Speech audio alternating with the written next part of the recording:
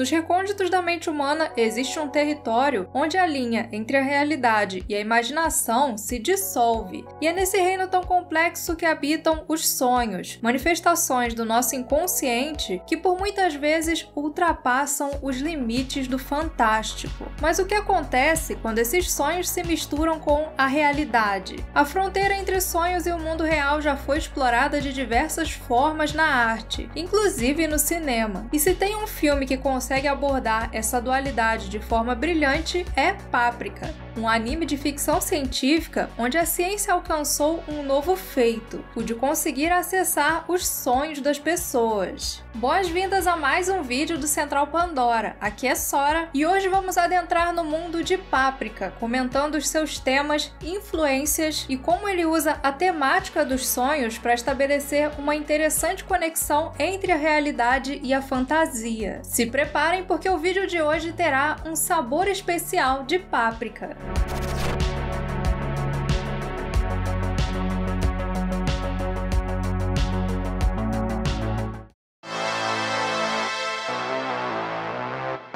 Antes de começarmos a falar da animação em si, eu acho que é importante conhecermos um pouco sobre o seu criador, que é considerado hoje uma lenda no meio dos animes. Apaixonado por animações desde a infância, Satoshi Kon iniciou sua carreira na arte como mangaka. Após ficar em segundo lugar em um concurso da editora japonesa Kodansha, em 1985 ele começou a trabalhar na Young Magazine, onde foi assistente de Katsuhiro Otomo, que na época estava produzindo nada menos que Akira. Foi nesse momento também que ele teve contato com um outro elemento que teve muita influência nas suas criações, o movimento New Wave dos mangás. Um momento que trouxe para a indústria abordagens que desafiavam as convenções dos principais gêneros de mangás da época, tanto em questão de narrativa quanto de estilo visual. E uma coisa interessante é que muito desse movimento estava ligado com a ficção científica. Além de um boom desse gênero que marcou os mangás no início dos anos 80, trazendo para essa mídia artistas com ideias novas, o sci-fi de aspecto mais social e psicológico que vinha sendo explorado por autores como Philip K. Dick, Ursula Le Guin e J.G. Ballard influenciou também muitos mangakas que trocaram as tradicionais aventuras da space opera por abordagens mais filosóficas e especulativas, que reforçavam a essência dessa nova era da ficção científica.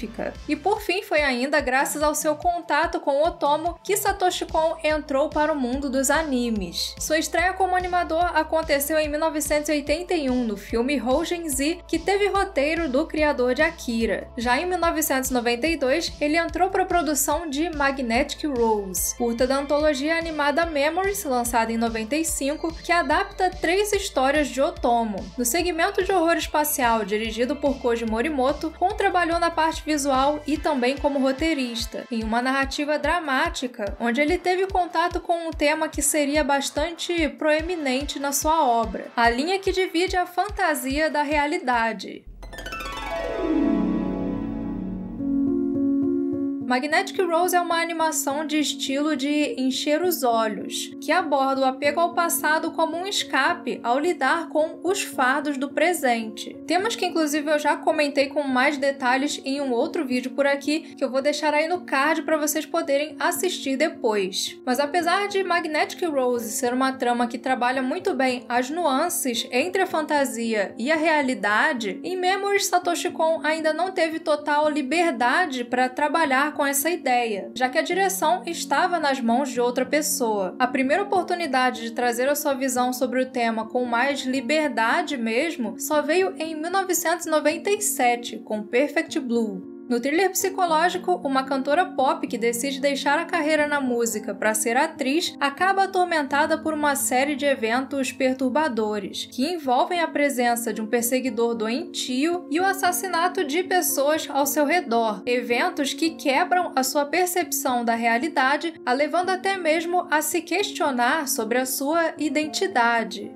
Apesar de ser uma adaptação de um livro de mesmo nome de Yoshikazu Takeuchi, com roteiro de Sadayuki Murai, como diretor, Satoshi Kon teve total liberdade para fazer mudanças em toda a trama. A única exigência do autor foi que ele mantivesse os 3 elementos principais do livro: uma idol, o stalker e o gênero do horror. E assim ele entregou uma obra perturbadora, que subverte o padrão da maioria dos thrillers psicológicos de Hollywood. Ao invés de manter o foco no assassino, no criminoso e o seu lado cruel, Perfect Blue volta os holofotes para o mundo interno da vítima, na pessoa que tem o psicológico abalado ao se sentir perseguida e agredida, exposta diante de um mundo que via a fama como uma justificativa para ter controle sobre a sua vida. Perfect Blue foi um sucesso de crítica e serviu de referência para inúmeros cineastas. Um deles foi o americano Darren Aronofsky, que, além de ter reproduzido uma cena do anime no seu filme Requiem para um Sonho, depois explorou também ideias semelhantes do anime em Cisne Negro, estrelado pela Natalie Portman. E com essa recepção positiva da sua estreia como diretor, Kon decidiu fazer uma outra adaptação, dessa vez de um livro que tinha sido uma inspiração enorme para ele, Paprika, de Yasutaka Tsutsui. Uma ideia que logo ele teve que deixar de lado quando a distribuidora de Perfect Blue, a Rex Entertainment, foi atingida pelo meteoro da falência e entrou em extinção.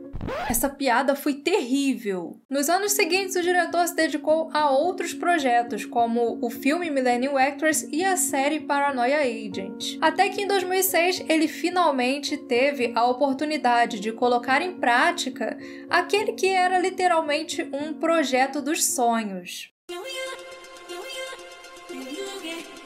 実はね、多分パーフェクトブルーとか千万女優とかっていうのは、おそらくパプリカみたいなことをやりたいっていうのが先にあったはずなんですよね。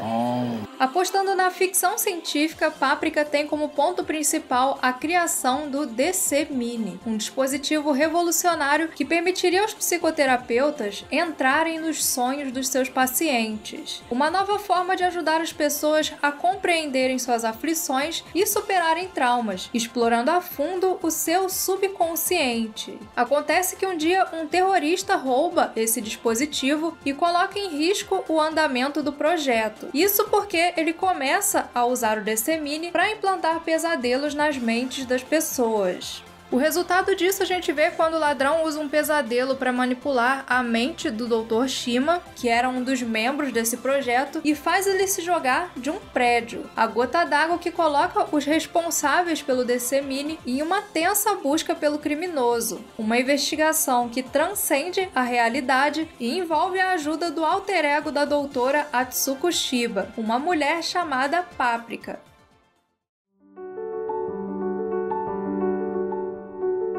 Em Paprika, Kon retorna a dinâmica entre fantasia e realidade. Duas coisas que o diretor coloca não como conceitos opostos, mas sim como partes intrínsecas da representação da experiência humana. Afinal, o que seria a fantasia se não um sonho? Uma obra da imaginação humana que transcende e habita a nossa realidade. E diferente dos seus filmes anteriores, onde a ilusão era uma coisa que existia de forma adjacente à realidade, em Paprika essa relação é mais complexa, já que o universo onírico é uma camada conectada diretamente ao mundo real. E em determinados momentos, essas camadas conseguem transitar entre os limites uma da outra. Enquanto por um lado os sonhos representam o nosso íntimo, pensamentos e partes do nosso subconsciente que às vezes nem nós mesmos compreendemos completamente, por outro, eles podem significar uma parte do nosso interior que se transforma e ganha novas formas e significado. E é através dessas formas que, por séculos, mentes criativas vêm compartilhando o impossível dos seus sonhos através da arte, de pinturas a filmes e até mesmo música. A famosíssima Yesterday dos Beatles nasceu de uma melodia nos sonhos de Paul McCartney. Sabe o clássico O Médico e o Monstro? Tomou forma quando seu autor, Robert Louis Stevenson, na época refletindo sobre como a personalidade humana poderia influenciar na dinâmica entre o bem e o mal, sonhou com o que ele descreveu como uma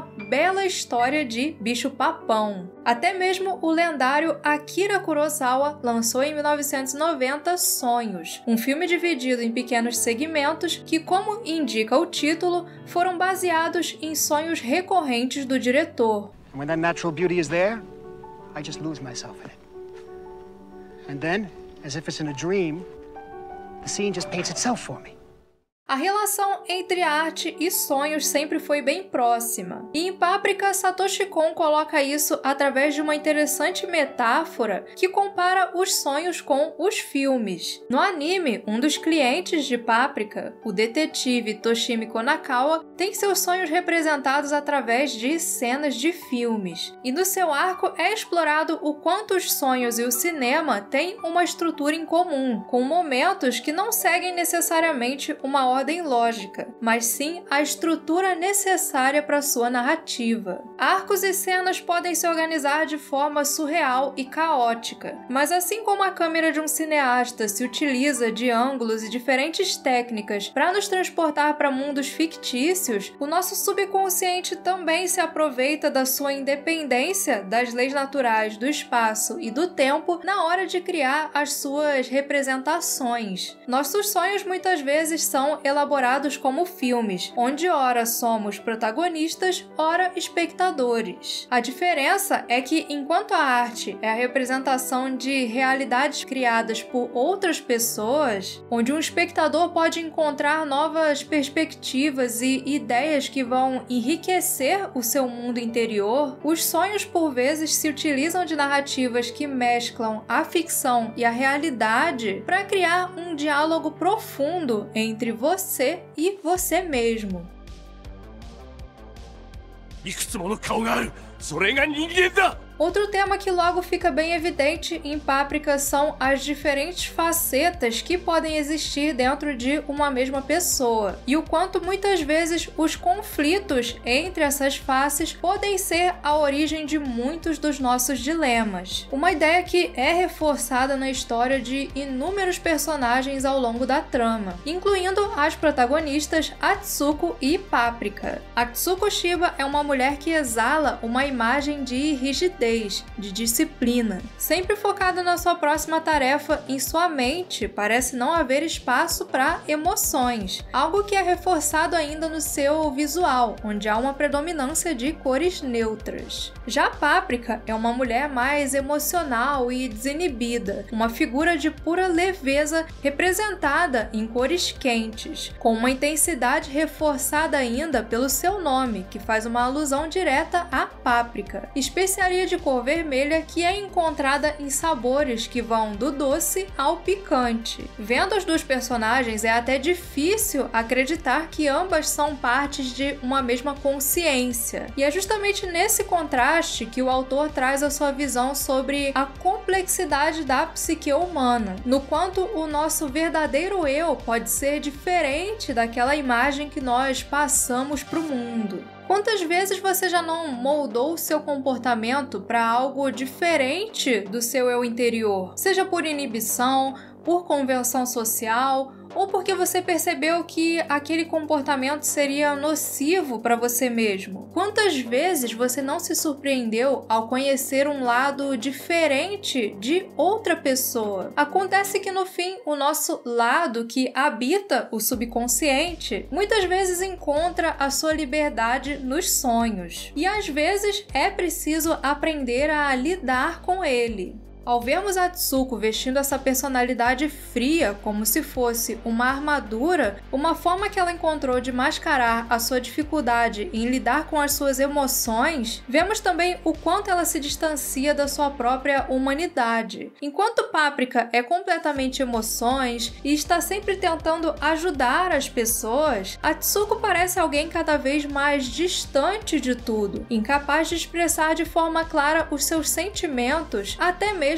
aos seus afetos. E todo o arco das duas personagens não é focado na ideia de você ter que eliminar uma ou outra. Na verdade, ele enfatiza a necessidade da busca por equilíbrio. Ele nos mostra o quanto ambas saem perdendo quando elas se distanciam. E para se encontrar verdadeiramente, Atsuko precisa aprender a enxergar Paprika como uma parte de si, não como uma completa estranha que apenas existe no seu interior. どうして私の言うことが聞けないの？パプリカは私の分身でしょ？ Paprika explora uma ideia que tem bastante semelhança com o filme A Origem, do Christopher Nolan, que aliás parece ter sido bastante inspirado em Paprika. Não só pela sua temática, que segue por um caminho diferente no seu desenvolvimento, mas a base está ali, mas também em algumas cenas que são bem parecidas. Mas no fim, o anime consegue ser muito mais criativo e efetivo ao aproveitar o seu formato para fazer essa representação de um universo dos sonhos, com imagens que são capazes de realmente desafiar o senso de realidade do espectador.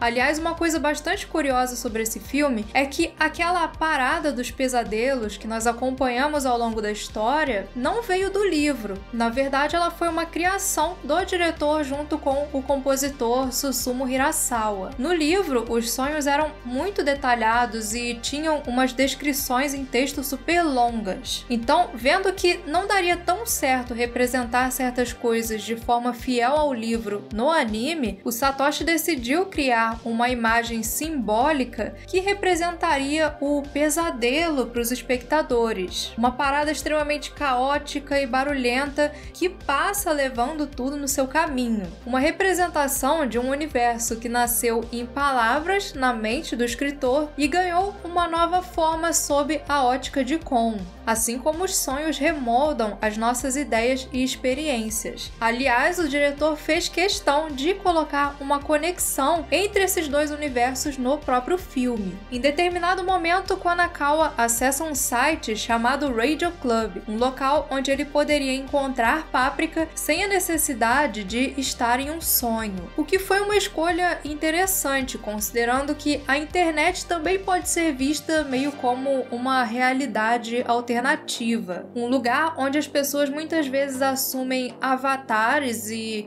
compartilham seus lados íntimos com pessoas desconhecidas, enquanto ainda mantém esse lado oculto na sua realidade, no seu cotidiano. E ao entrar nesse site, olha a genialidade nos detalhes. O Konakawa encontra ali dois bartenders que têm as vozes de ninguém menos que o próprio Satoshi Kon e o escritor do livro Yasutaka Tsutsui, os dois idealizadores desse mundo que estão ali para receber os espectadores, os guiar por essa realidade que também é uma parte deles, compartilhada através da arte. E foi através da história dessa tecnologia revolucionária que transcende as barreiras entre o consciente e o inconsciente que Satoshi Kon nos trouxe uma obra que explora com maestria o onírico. Um anime extremamente marcante que, através da sua combinação certeira de temática, visuais e trilha sonora, consegue nos levar por um turbilhão de emoções e pensamentos. Infelizmente, o diretor nos deixou cedo, falecendo no meio da sua última produção, o nunca lançado Dream Machine. Mas mesmo tendo uma carreira breve, Satoshi Kon deixou um legado importantíssimo no mundo dos animes, nos presenteando com os seus sonhos, que sempre estarão por aqui, trazendo brilho para a nossa realidade. Antes de encerrar esse vídeo, eu gostaria de convidar você a se inscrever aqui no Central Pandora para muito mais entretenimento de todas as galáxias e deixar também um agradecimento mais do que especial aos nossos oficiais de ciência, William França Costa, Rosana Barbosa, Joel Melo e Santiago Friedrich, pessoas que acreditam no nosso sonho e estão aí nos ajudando a compartilhar o poder da ficção científica. Muito obrigada a todos que assistiram e vejo vocês por outros sonhos.